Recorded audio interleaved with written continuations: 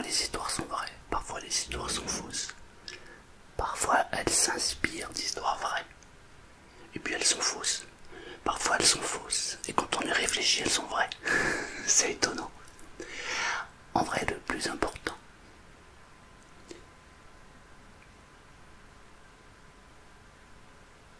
c'est qu'est-ce que tu en retiens.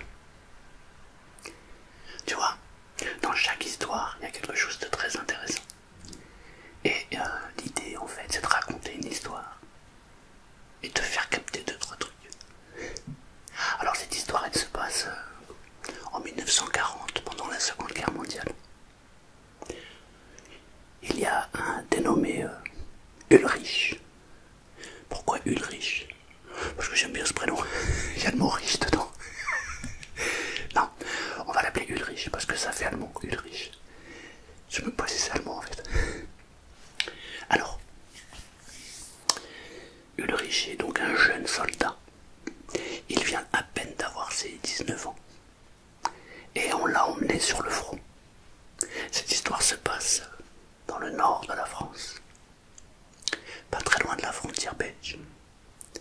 Et Ulrich est très très excité.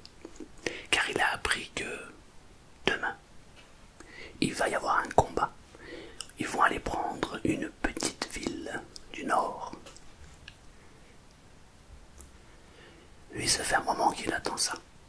Parce que, en fait, depuis le début, il suit les instructions, mais il n'y a pas trop d'action pour lui.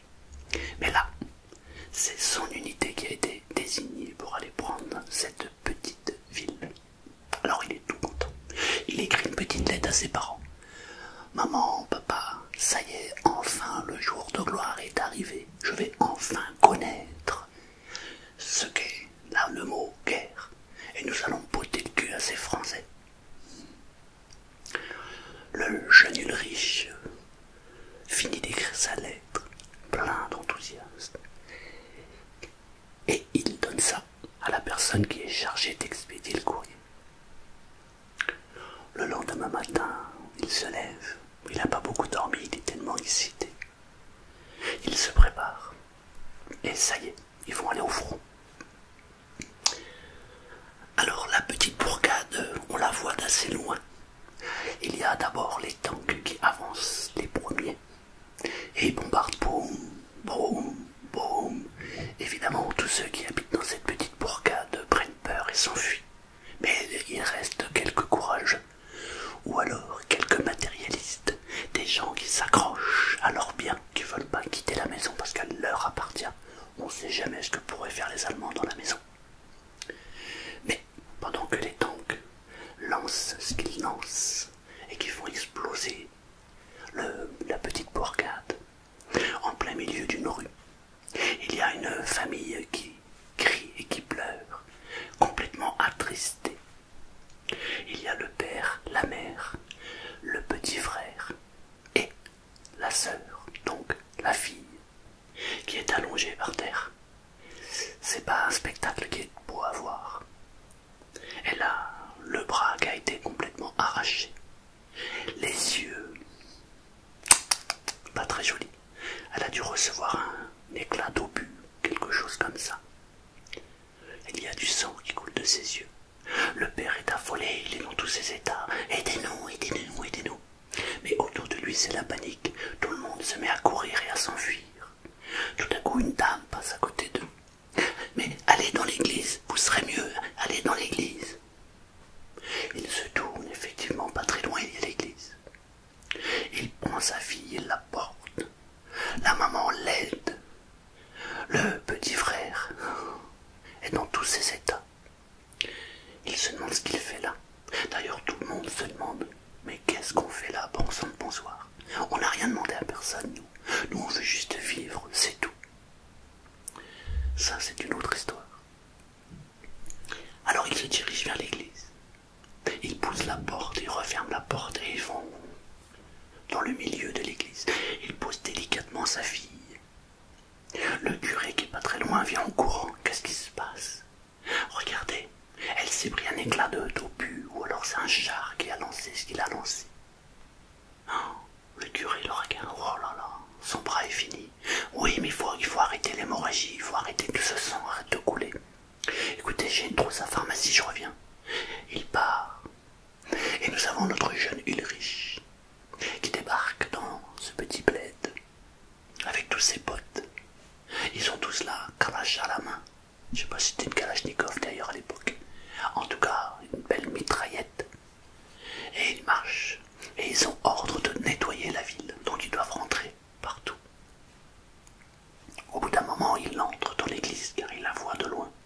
Il se dit, ces malins de Français, peut-être qu'ils se cachent dans l'église. L'objectif n'est pas de tuer les civils, mais de les rassembler. Et il y en a beaucoup qui se sont barrés en courant. Ou en voiture, ou en vélo. Ils ont fait ce qu'ils ont pu. Alors, il rentre dans cette fameuse église. Il voit cette famille. Le père est en train d'essuyer le sang à sa fille. La mère essaie de faire ce qu'elle peut avec le bras pour arrêter l'hémorragie. C'est la panique. Le jeune Ulrich se pointe devant la fille. Il la regarde. Le père lui dit « Aidez-nous, aidez-nous, aidez-nous. Convention de Genève, vous n'avez pas le droit de tuer des civils et des innocents. » Le jeune Ulrich ne comprend absolument pas un mot de français. Il regarde comme ça cette famille. Mais il a une boule qui le prend ici. Son cœur est en train de se serrer. C'est pas du tout à ce à quoi il s'attendait. Lui, il pensait qu'il allait tirer contre des hommes et contre des gens qui avaient aussi des armes. Alors, il regarde et il ne sait pas quoi faire. Mon Dieu, je vais aller voir le colonel. Vous lui expliquez la situation. Pendant ce temps-là, le curé revient. Il a cette fameuse trousse à pharmacie. Et le curé, lui, il parle quelques mots d'allemand. Il explique la situation. Un char ou quelque chose d'autre a explosé à côté de la demoiselle. Cela lui a abîmé les yeux et broyé le bras. Le jeune Ulrich n'a qu'une idée en tête. Sauver cette petite. Il l'arque. Elle est d'une beauté juste incroyable. Il se remémore les souvenirs et il ne pense pas avoir vu une aussi jolie fille dans sa vie. Elle est magnifique. Il la regarde, ils ont le même âge. Elle doit avoir 18 ou 19 ans comme lui. Mais qu'est-ce qu'elle est belle. Il a sa douleur dans le cœur qui s'amplifie de plus en plus. Mais je peux pas la laisser comme ça. Il faut que j'aille voir mon colonel. Il faut que j'aille voir le commandant de l'unité. Et le curé lui rappelle qu'effectivement, pendant la guerre, on n'a pas le droit de s'attaquer aux civils ou aux innocents. Il faut les aider. Sans réfléchir, il se met à courir, il quitte l'église. Il retourne voir le responsable de l'unité. Et il lui explique, il y a dans l'église des gens, avec une fille. Il ne dit pas qu'elle est magnifique et qu'elle est belle, mais il dit qu'il veut en prendre la responsabilité. Qu'effectivement, en tant que guerre, on ne peut pas faire ça à des innocents. Le responsable l'entend et lui dit qu'effectivement, si elle est blessée comme il le prétend, il faut l'emmener à l'hôpital. Le jeune Ulrich se remet à courir. Il va chercher 2 collègues et un 4x4. Ils vont récupérer la petite et toute la famille s'engouffre dans le 4x4. Et sans laisser plus de temps qu'il ne le faut, les voilà partis à l'hôpital de Béthune. Quand il arrive à l'hôpital, il attrape tout le monde par le bras. Help, help, help, help, help, help. Elle est tellement belle. Son image le hante. Waouh, elle est magnifique. Il la regarde une dernière fois. Elle s'en va, accompagnée par des médecins, des infirmiers, des infirmières. Et puis il va attendre avec les parents. Les parents lui parlent, lui racontent un peu l'histoire de cette petite. Elle s'appelle Rose. Rose. Oh, qu'est-ce que ça lui va bien. Il ne comprend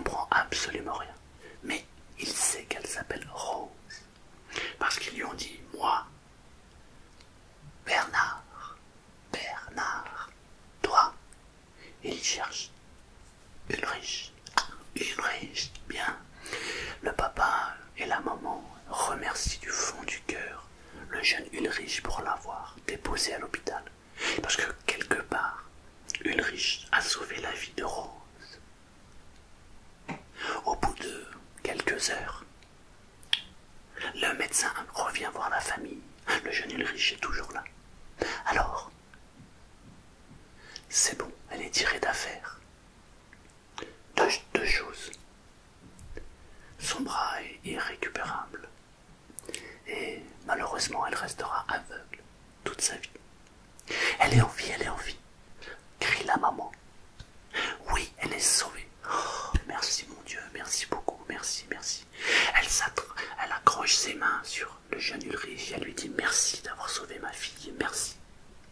Le jeune Ulrich est pris de larmes. Ça lui fend le cœur, parce que ce n'est pas du tout ce à quoi il s'attendait quand on lui a dit qu'il allait faire la guerre. Parfois la vie réserve des surprises, n'est-ce pas? Il est l'heure pour lui de partir. Alors, il va voir la jeune demoiselle une dernière fois. Il s'accroche à sa main et il lui dit « Pardon ». C'est le seul mot qu'on lui a appris en français. Pardon, pardon, pardon. Et il a les larmes aux yeux. Rose était réveillée. Elle ne le voit pas, mais elle ressent ses émotions. Et elle comprend que l'homme qui est devant elle s'en veut énormément et qu'il est triste. Papa lui a annoncé, il y a quelques minutes avant, que le jeune Ulrich lui avait sauvé la vie. Alors elle saisit ses mains aussi, et elle sourit. Il est temps pour lui de partir, il part, mais ce sourire restera gravé à jamais dans sa tête.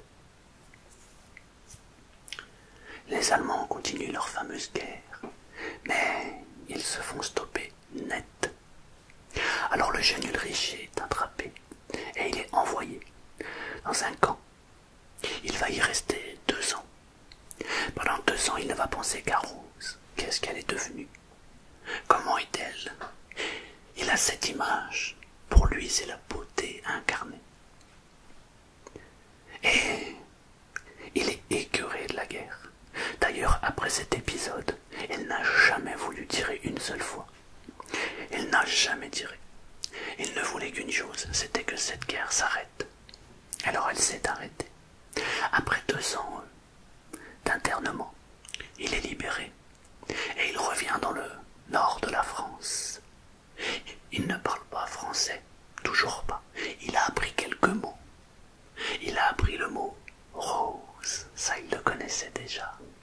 Il a appris le mot aveugle et elle a un bras en moins. C'est tout ce qu'il connaît. Alors il traverse la frontière et il va faire des villages en village. Il va aller de petite ville en petite ville et à chaque fois qu'il va croiser quelqu'un qui va rentrer dans un magasin, c'est « Bonjour, Rose, un bras en moins et aveugle, vous connaissez ?» Non. Et ça va durer 30 ans cette histoire. Pendant 30 ans, Ulrich va faire toute la France pour chercher Rose. Ça fait 30 ans qu'il rêve d'elle. Rose, elle, s'est établie dans le sud de la France, à Villefranche. Alors elle est là. Elle passe ses journées à être sur son balcon et à profiter du soleil. Et son père lui raconte pour la énième fois « Redis-moi, papa, comment il était ce jeune Ulrich? Ah là là, il t'a sauvé la vie. Il t'a sauvé la vie. Oui, papa, il m'a sauvé la vie. Mais tu sais, il était très étonnant, parce qu'on l'a vu avec ta mère. Il était désespéré de te voir dans cet état-là. Ah, je me souviens d'avoir entendu « Pardon, pardon, pardon ». C'est la seule chose que j'ai entendue de lui. Rose lui dit à son père. Et puis, quelque temps plus tard, le père lit le journal. Et dans le journal, il y a marqué « Ulrich nous a quittés ». Voilà qu'il y a un article sur un Allemand qui a passé 30 ans de sa vie en France et qui s'est excusé auprès de tous les gens qu'il a rencontrés. À chaque fois qu'il rencontrait un Français, il disait « Je suis désolé pour ce que nous avons fait à votre pays et à votre peuple ». Et